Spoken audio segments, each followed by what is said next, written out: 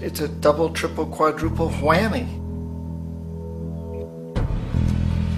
The precedent for economic hitmen really began back in the early 50s when democratically elected Mossadegh, who was elected in Iran, he was considered to be the hope for democracy in the Middle East and around the world. He was Time Magazine's Man of the Year. But one of the things that he'd run on and began to implement was the idea that foreign oil companies needed to pay the Iranian people a lot more for the oil that they were taking out of Iran. The Iranian people should benefit from their own oil. Strange policy. We didn't like that, of course. But we were afraid to do what we normally were doing, which was to send in the military. Instead, we sent in one CIA agent, Kermit Roosevelt, Teddy Roosevelt's relative. And Kermit went in with a few $1 million and was very, very effective and efficient. And in a short amount of time, he managed to get Mossadegh overthrown and brought in the Shah of Iran to replace him, who always was favorable to oil. And it was extremely effective. Mobs overflow Tehran.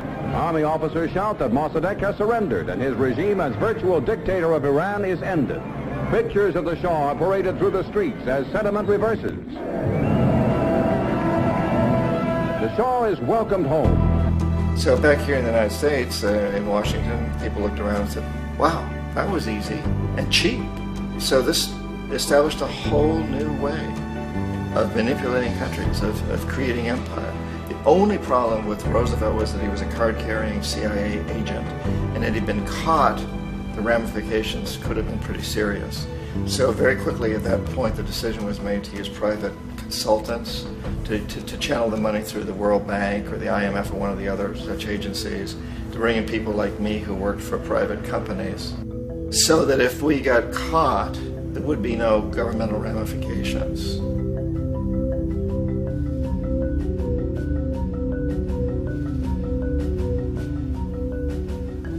When Arbenz became president of Guatemala, the country was very much under the thumbs of United Fruit Company, the big international corporations. And Arbenz ran on this ticket that says, you know, we want to get the land back to the people.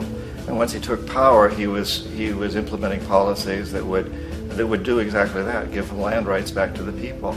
United Fruit didn't like that very much. And so they hired a public relations firm, launched a huge campaign in the United States to convince the United States people, the citizens of the United States, and the press of the United States, and the Congress of the United States, that Arbenz was a Soviet puppet, and that if we allowed him to stay in power, the Soviets would have a foothold in this hemisphere. And that, at that point in time, was a huge fear on everybody's mind, the Red Terror, the Communist terror. And so, to make a long story short, out of this public relations campaign came a commitment on the part of the CIA and the military to take this man out. And in fact, we did. We sent in planes, we sent in soldiers, we sent in jackals, we sent everything in to take him out, and did take him out. And as soon as he was removed from office, the new guy that took over after him basically reinstated everything to the big international corporations, including United Fruit.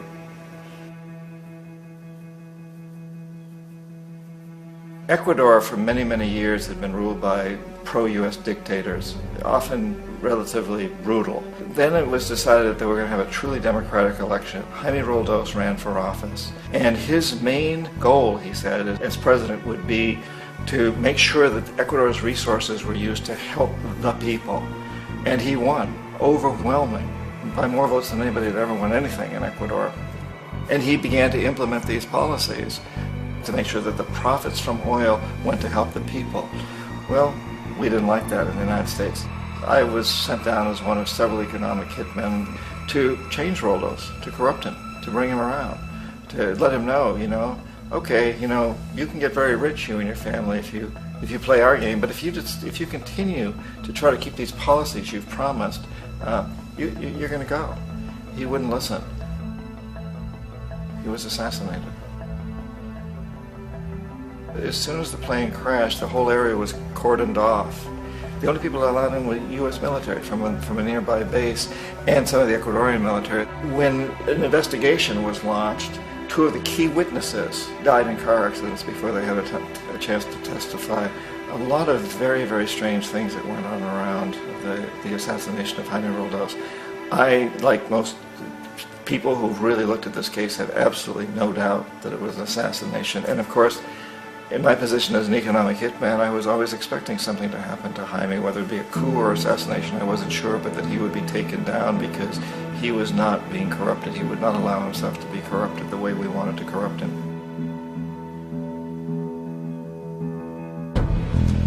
Omar Torrijos, president of Panama, was, one of my favorite people. I really, really liked him. He was very charismatic. He was a guy who really wanted to help his country.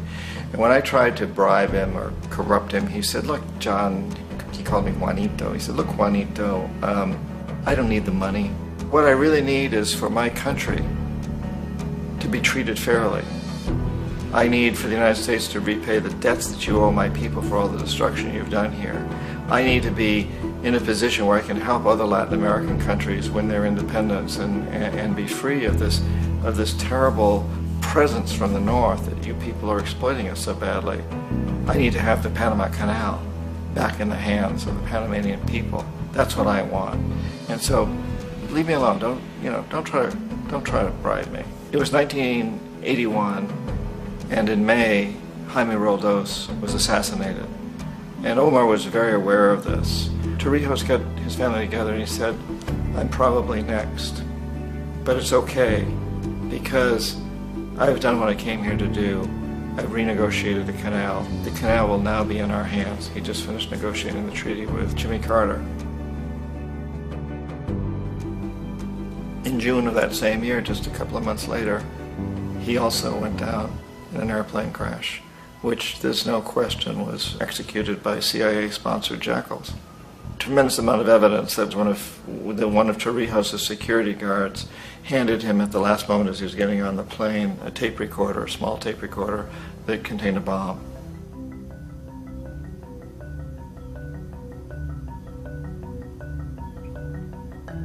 It is interesting to me how this system has continued pretty much the same way for years and years and years, except the economic hitmen have got better and better and better. Then we come up with, very recently, what happened in Venezuela.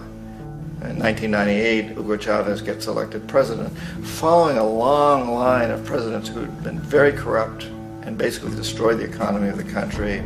And Chavez was elected amidst all that. Chavez stood up to the United States, and he's done it primarily demanding that Venezuelan oil be used to help the Venezuelan people. Well, we didn't like that in the United States. So in 2002, a coup was staged, which there's no question in my mind, and most other people's minds, that the CIA was behind that coup.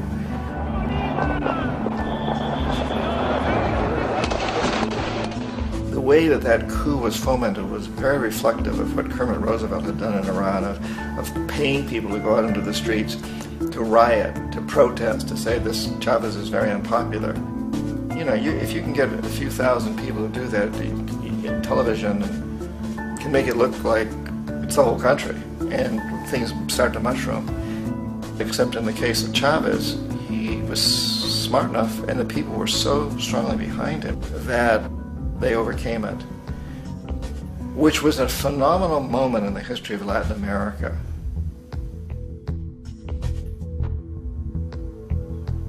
Iraq actually is a perfect example of the way the whole system works. So we economic hitmen are the first line of defense. We go in and we try to corrupt governments and get them to accept these huge loans, which we then use as leverage to basically own them.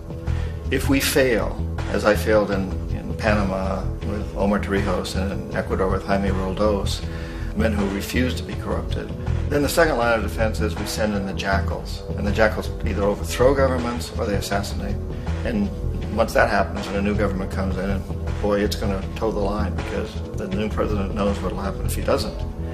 In the case of Iraq, both of those things failed. Economic hitmen were not able to get through to Saddam Hussein. We tried very hard. We tried to get him to accept a deal very similar to what the House of Saud had accepted in Saudi Arabia, but he wouldn't accept it. And so the jackals went in to take him out. They couldn't do it. His security was very good. After all, he had one time worked for the CIA. He'd been hired to assassinate a former president of Iraq and failed, but he knew the system. So in '91, we send in the troops and we take out the Iraqi military. So we assume at that point that Saddam Hussein is going to come around. We could have taken him out, of course, at that time, But we didn't want to. He's the kind of strong man we like. He controls his people. We thought he could control the Kurds and keep the Iranians in their border and keep pumping oil for us. And then once we took out his military, now he's going to come around. So the economic hitmen go back in the 90s without success. If they'd had success, he'd still be running the country. We'd be selling him all the fighter jets he wants and everything else he wants. But they couldn't. They didn't have success. The jackals couldn't take him out again. So we sent the military in once again, and this time we did the complete job and took him out, and in the process created for ourselves some very, very lucrative construction deals. We had to reconstruct a country that we'd essentially destroyed, which